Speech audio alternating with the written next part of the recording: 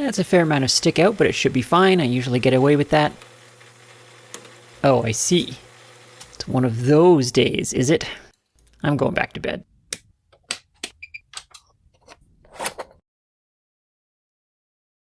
Hello, Internet. My name is Quentin, and this is Blondihacks. I'm working on my locomotive this week, and I'm going to build the drive system for the main water pump. So at the end of this video, Sir Choo-Choo-Lot is going to be able to pump water under his own power. Oh no, did I just accidentally name this thing? That's a terrible name. That better not stick. Let's go. Previously, we built the main feed water pump for the boiler, and it sits down here between the frames, and it's driven by an eccentric on the rear drive axle. So there's an eccentric strap that goes around the eccentric, and then a connecting rod that joins the two. That's also why there's no suspension on the rear axle, because of course if that axle was moving around, it would make it very difficult to drive a fixed pump like that. Here then is what we're building. It's an eccentric strap, which is very, very common in steam engines. It's a way to drive something eccentrically while allowing a shaft to pass all the way through that axis of motion. Of course, they're still used today in many forms, including the piston connecting rods in your car engine.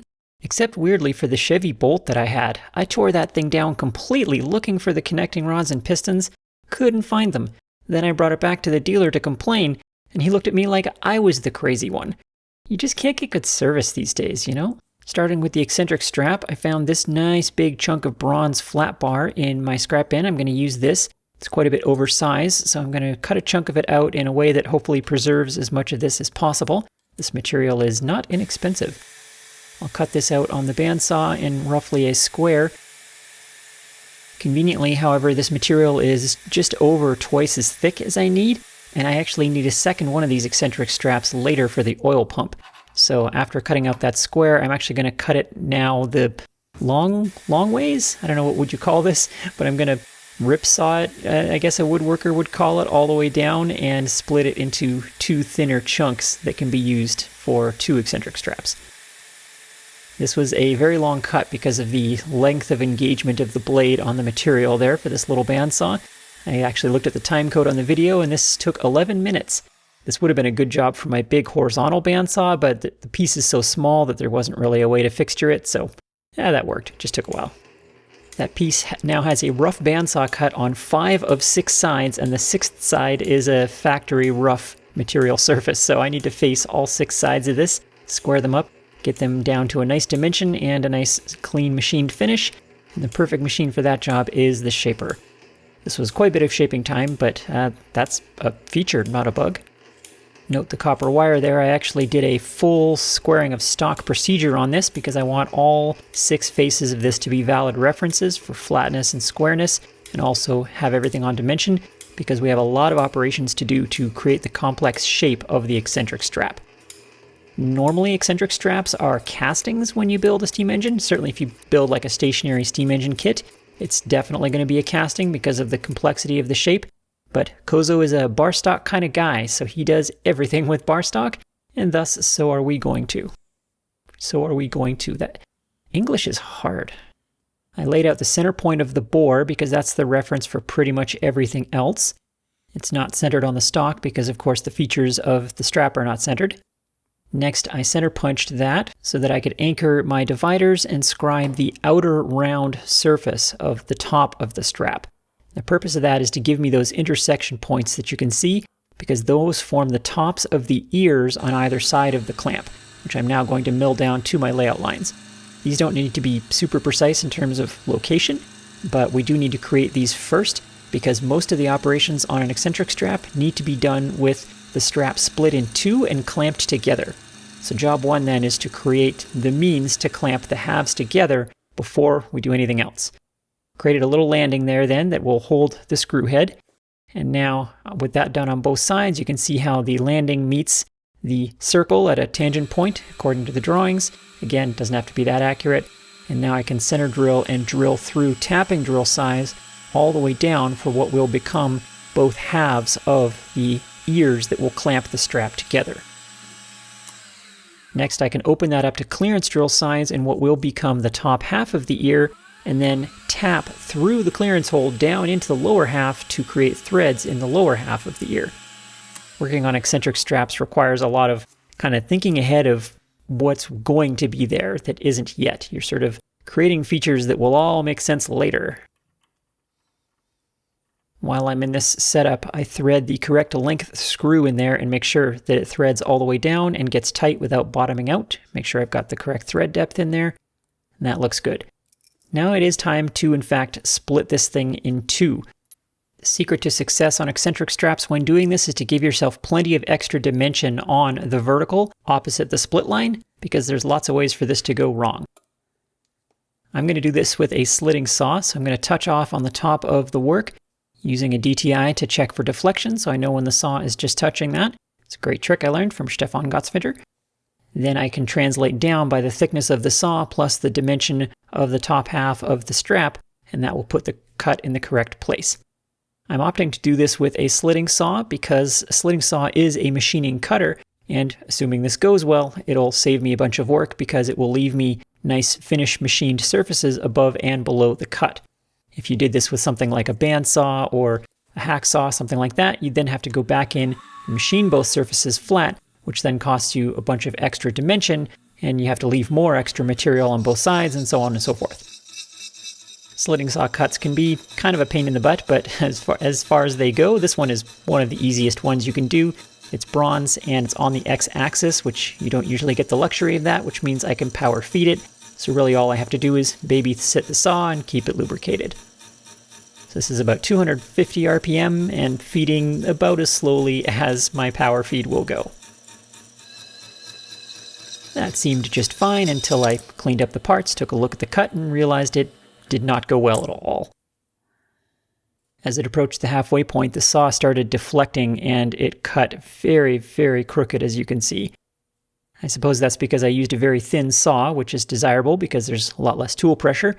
You can cut faster and easier with a thin saw, but thin saws can deflect. Now, that said, I've done hundreds of slitting saw cuts exactly like that, and I have never seen one deflect like that. I really don't know why that happened, honestly, but hey, the finish in there is great. Well, luckily that's not a huge deal because, as I said, I always leave lots of extra dimension on the vertical on a strap cut because there's lots of things that can go wrong. So all I need to do is put both halves back in the mill, touch off on the lowest part of the deflected area on each half, and clean those up flat once again.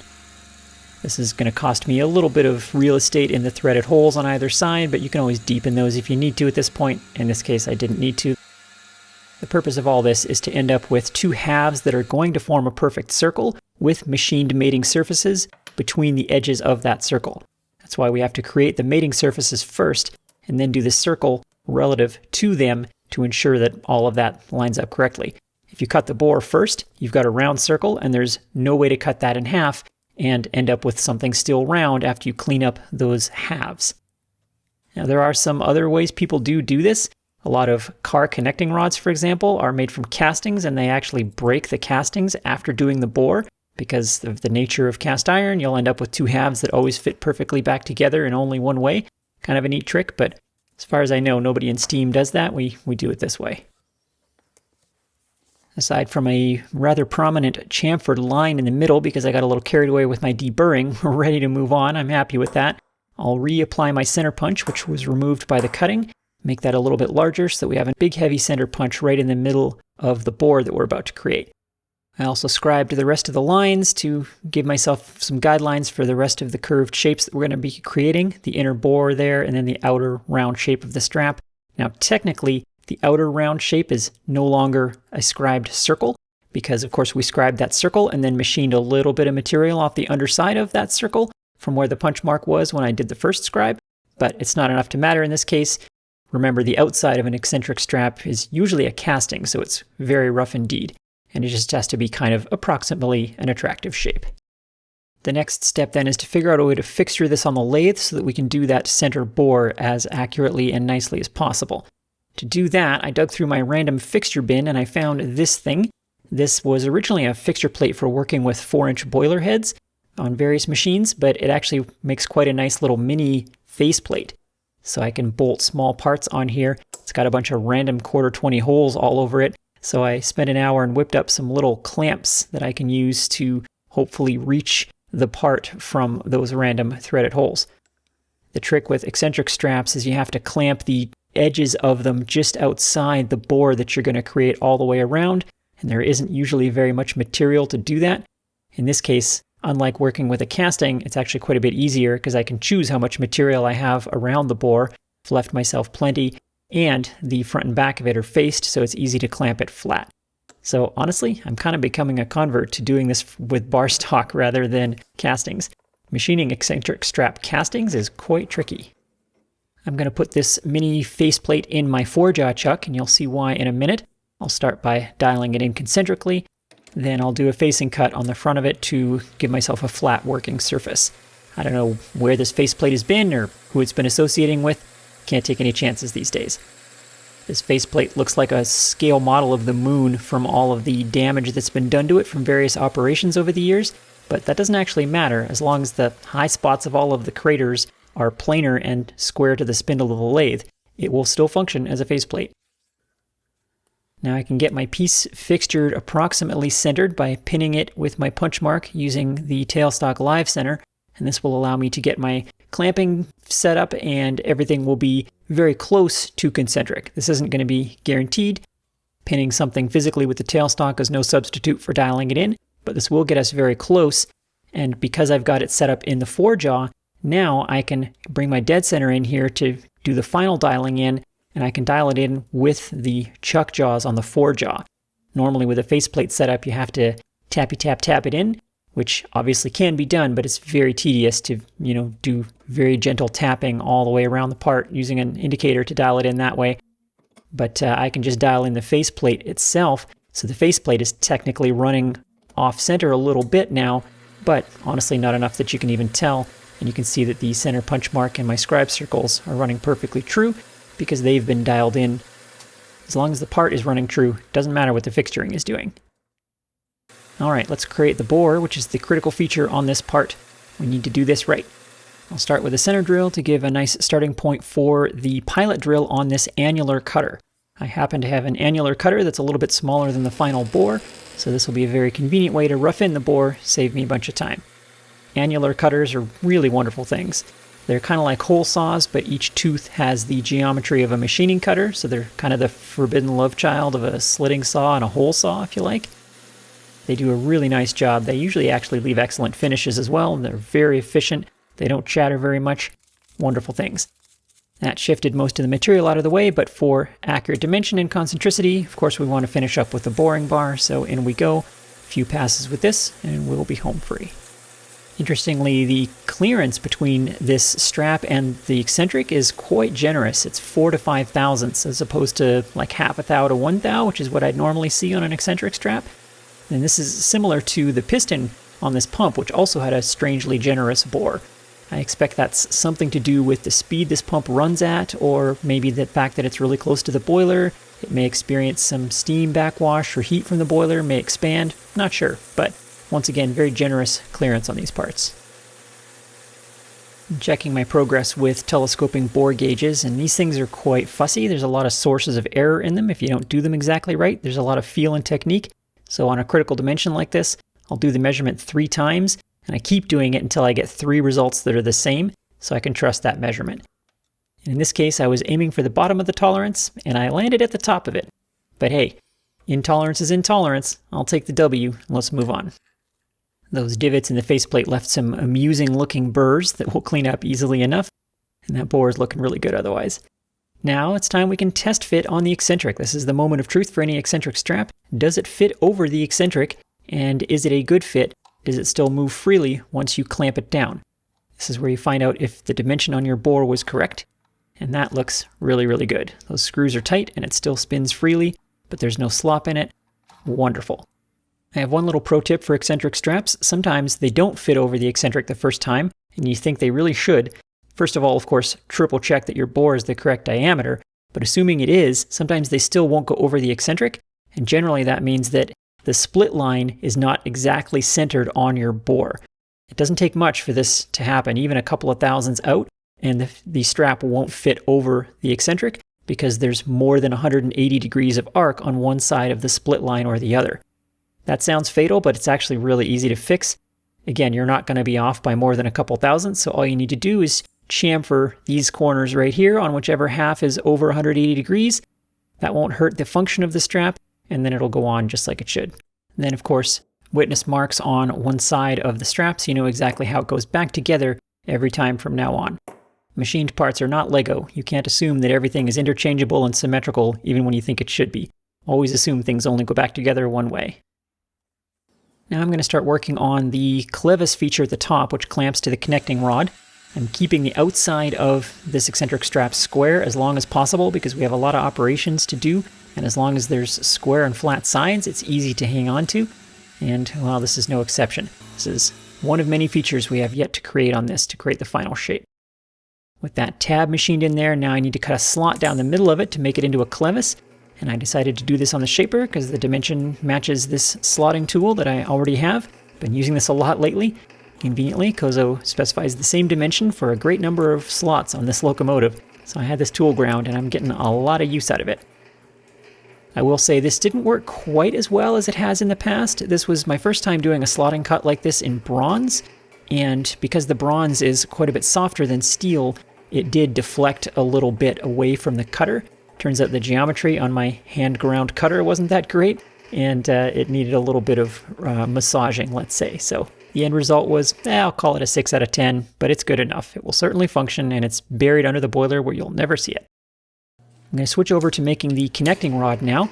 I rough cut a chunk of brass for that, and actually I was pretty stingy with the bandsaw and I needed to remove quite a bit of material, but shaper don't care. Let's just do one big heavy cut and get rid of all of it at once.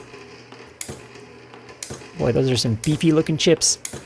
Funny thing about heavy cuts like this in soft materials, as you get close to the end, they are no longer structurally strong enough to hold up to such cutting, and they just start yielding, rolling over and showing their belly to the shaper. So you end up with a heck of a burr on there that needs to be clipped off. Still, saved me quite a bit of time doing that. I also needed to thin this piece out a little bit to match the dimension for this connecting rod.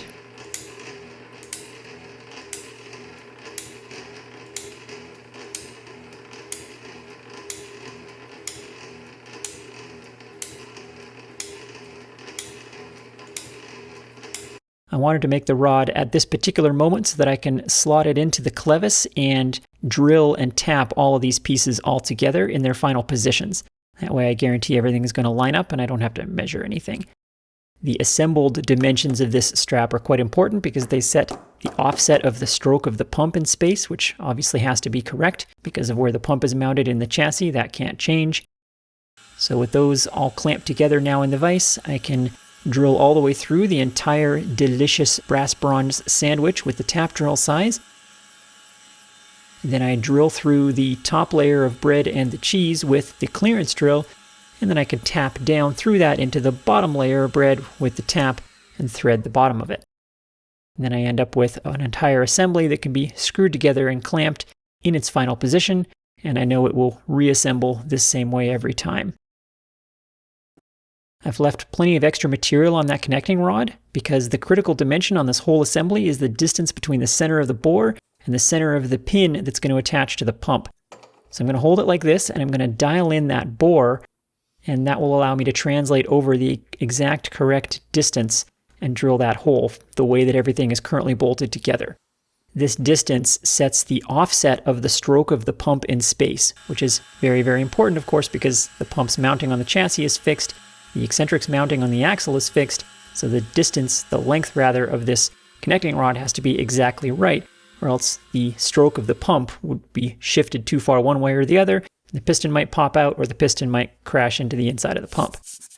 The top of the eccentric strap has an oil cup in it for obviously lubricating the eccentric assembly, so I machined a little shoulder, and now I'm going to rotate the assembly 90 degrees, and I'm going to center up on that little shoulder, and we're going to drill the little oil cup that sits here.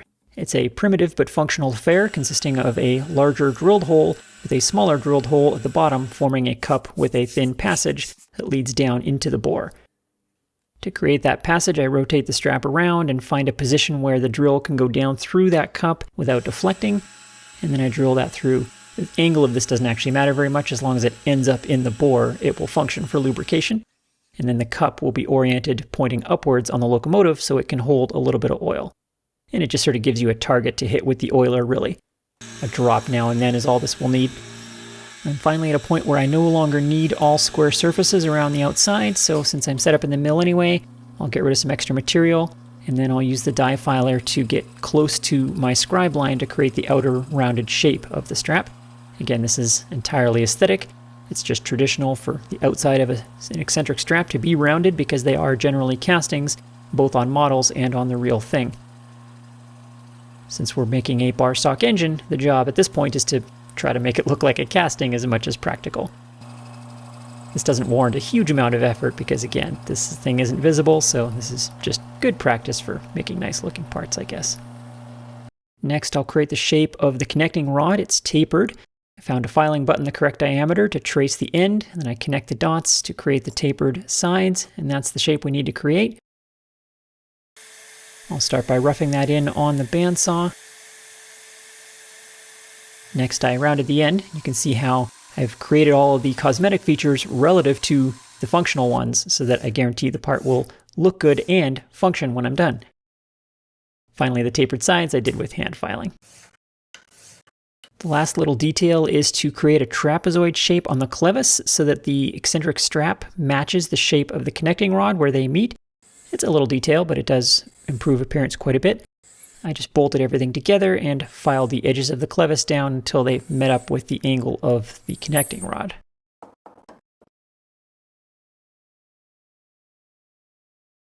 That should be it for this whole eccentric strap and connecting rod assembly. The last remaining piece is a stainless steel pin that connects this to the actual pump. So I knocked that out quick on the lathe. And let's get this all test assembled and see if it looks like it might have some shot at working. The little pin is held in with E-clips, just like pretty much everything else on this locomotive. Kozo does love his E-clips. I can see why. They're a quick and easy way to do these small parts like this. And that looks good. That certainly seems like it's going to work. Let's get this installed on the locomotive then and see if it actually does work. You may recall the pump body has these threaded holes in the side of it for mounting inside the frame rail, like so. There's just enough room to get in around the valve gear to tighten these screws. That's probably not an accident. Kozo does think about these things, mostly. Then I need to shuffle the eccentric around to get lined up with the pump piston. I want to make sure that there's no weird sideways forces on the connecting rod or anything like that. So this was a little bit of trial and error to get that lined up nicely. And I thought at this point I should be able to just stick the pin in there and Bob's your uncle. Put a little assembly oil on there just in case, give everything a good start in life. Tighten down the strap. And in principle, I should now be able to slide the pin in there, but yeah, in practice, this turned out to be pretty much impossible. The tolerances on everything are very close here, and getting the holes to line up exactly right for that pin proved to be just about impossible to do this way. One of the funny things about building a complex machine like this is you aren't just figuring out how to build the machine, you're also developing repair and maintenance procedures as you go along. In this case, the secret sauce was to assemble everything except the strap outside of the locomotive, then feed the whole mess in there, bolt the pump in place, and then put the back of the strap on, and now we're ready to give it a run. And that was a very easy way to assemble it. But that is looking really good. A little hand chooch. There's no binding, there's no weirdness happening, nothing seems to be deflecting or having any weird undesired forces on it. Well, let's see if this thing chooches for real, shall we? I'm going to set this up on my rolling road because it'll be easier this way. And I've got a little plastic container that will allow me to immerse the pickup of the pump while also giving the output of the pump somewhere to dump the water, so it'll just be a continuous cycle, no actual water consumption, and I can test as long as we need. I'll tell you right now, this is going to be a noisy test because the rolling road itself makes a lot of noise, and I have to have my compressor running while I do this. My compressor's too small to run with it off, so you won't get to hear a lot of chooching noises, but you will get to see it work, hopefully. Moment of truth, here we go. Look at that. Oh, that's wonderful. Look at it pump. I'm playing with the speed a bit just to see how it pumps at different speeds. Obviously, as it pumps faster, it pumps more water. The principle here is that one stroke of this pump should pump exactly the same amount of water, which when converted to steam is how much the pistons use in one full cycle of each of their power strokes. So that little squirt of water that you see on each stroke, when converted to steam, should be the same as the amount of steam used by 4 power strokes, because that's 1 full cycle of the pistons. Presumably Kozo has done all that math.